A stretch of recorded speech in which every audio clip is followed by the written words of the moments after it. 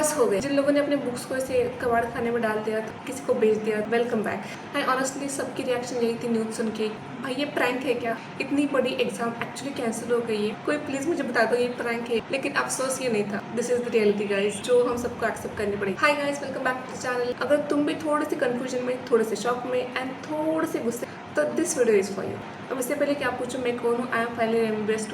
मैं भी सबसे गई हूँ, तो I think I am in this position to थोड़ी सी गिव यू एडवाइस। सबसे पहले हर एक स्टूडेंट आई थिंक इस वक्त एक अलग कंफ्यूजन में होगा। एक तरफ नीट पता नहीं कब होगा, क्वेश्चन पेपर कैसा है, उसमें कितने मार्क्स आएंगे। दूसरी तरफ आपके दिमाग में ये चल रहा है, भाई केमिस्ट्री की इक्वेशन तो मैं अभी से मुझे कुछ याद नहीं आ रही, जैसे थोड़ा फिजिक्स के फॉर्मूले तो थोड़ी सी धुंधले याद आ रहे थे। एक 7-8 दिन में हमने ऐसे मेमोरी को क्लीन कट क्लियर करने की कोशिश जो की थी, उसे फिर से उस मेमोरी को रिट्राइव करने का टाइम आ गया है। सच में कमेंट में बताना कितने लोगों ने बुक्स को ऑलरेडी पैक करके रखा था या फिर बेच भी दिया था कुछ लोगों ने। जो पार्ट आई नो ये फीलिंग बहुत इरिटेटिंग है, इसमें किसी की गलती नहीं है। जिन बच्चों के बहुत अच्छे मार्क्स आ रहे थे उनके लिए तो भाई मतलब मेरे पास शब्द ही नहीं है। लेकिन जिन लोगों के थोड़े से कम मार्क्स आए थे, उन लोगों के लिए भगवान ने, लिटरली बता रही हूँ मैं, भगवान ने दूसरा चांस दिया है। ऐसा chance I don't think history में कभी किसी को ऐसा मिला होगा। अब उन बच्चों के लिए एक बात मैं बोलना चाहूँगी जिनके बहुत अच्छे से मार्क्स आ रहे थे, मैं समझ सकती हूँ आपका दुख। मतलब इससे ज़्यादा गलत चीज़ किसी स्टूडेंट के लिए बिल्कुल भी नहीं हो सकती। मतलब 2 साल 3 साल हम इतनी सारी मेहनत करते सिर्फ एक एग्जाम के पीछे, एंड अगर ऐसी सिस्टम फेल हो रही है इस लेवल पे, तो अब मैं उस जोन में नहीं जाना चाहती, कुछ कमेंट नहीं करना चाहती।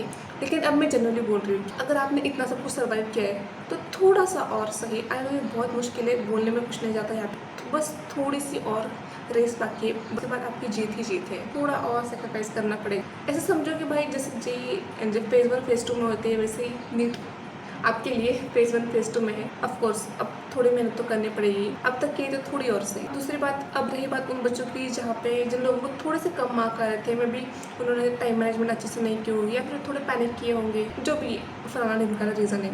अब उन लोगों के लिए आई थिंक ये ह्यूज गोल्डन अपॉर्चुनिटी भगवान ने दी है। मैं लिटरली बता रही हूँ, ये अपॉर्चुनिटी हर किसी को, भाई किसी को आज तक नहीं मिलती। आपको मिली है, 1 महीने में 2 बार नीट देने का मौका मिला है आपको। इस अपॉर्चुनिटी को आपको प्लीज़ जाने नहीं देना है हाथ से, वरना और 1 साल, एक देखो सीधा लॉजिक है, सीधा कैलकुलेशन है।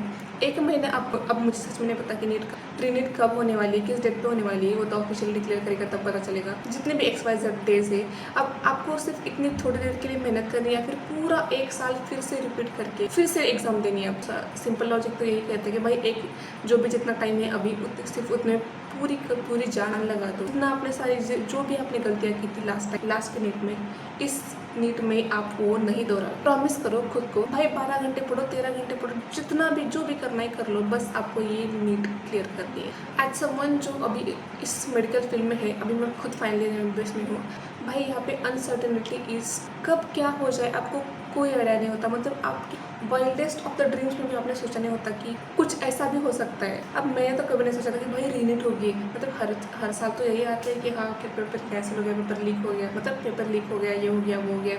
लेकिन नीट कभी कैंसिल नहीं होती थी। पता नहीं कब क्या होगा, आपको हर चीज़ के लिए रेडी होना पड़ता है। यहाँ पे आपके पास 2 ऑप्शन है, या तो आप सिर्फ ऐसे रोते बैठो कि क्यों मेरे साथ ऐसा क्यों हुआ, अच्छे खासे मार्क्स आ रहे थे, अगर नेक्स्ट टाइम नीट में अगर अच्छे से वही मार्क्स नहीं आए तो, कम आए तो, कट ऑफ अगर ज़्यादा गया तो पेपर तब तक आने वाला है इस बार का। एंड दूसरा चॉइस है आपके पास कि जो भी जितना भी आपके पास टाइम है, बस जितना हो सके, जितना भी आपके पास हिम्मत है, सब कुछ एक जगह डाल दो। जितनी पढ़ाई करनी है भाई उतनी कर लो, बस आपको नीट क्लियर करनी है। बस एक और लास्ट चांस खुद को दो, उसके बाद लाइफ सेट तो नहीं है, लेकिन इस सब से बाहर निकल जाओ। इस नीट की जो सर्कल है, जो वंडर है, उससे बाहर निकल जाओ। देखो अनफेयर तो बहुत है, लेकिन बात को समझो। अगर आपने एक बार नीट देके अगर इतने अच्छे मार्क्स लिए, ऑफकोर्स थोड़ी सी और फिनिशिंग करो, खुद को थोड़ा सा और इम्प्रूव करो, ऑफकोर्स मुझे गारंटी है हर किसी को पहले से ज़्यादा ही मार्क्स मिलेंगे।